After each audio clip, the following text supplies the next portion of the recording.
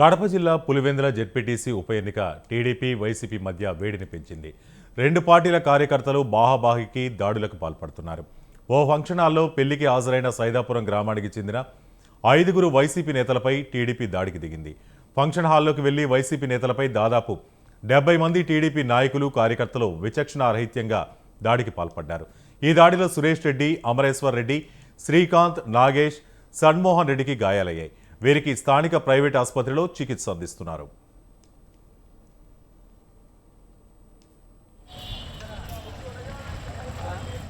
అమరేష్ అనే అబ్బాయికి తల మీద దాదాపు ఇంత లోతు గాయమైంది. సిటీ స్కాన్ కి తీసుకెళ్లారు. బలమైన రాడ్లతో తల బాధినారు.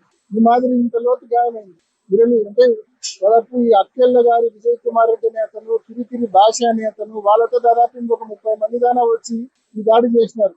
మళ్ళా వాళ్ళల్లో ఒక వెహికల్ సైరన్ మోగించుకుంటూ పోయిందంట. అంటే ఏ మాదిరి పరిస్థితి ఉందో ఒకసారి అర్థం చేసుకోమని మీ అందరినీ కూడా నేను కోరుతా ఉన్నా.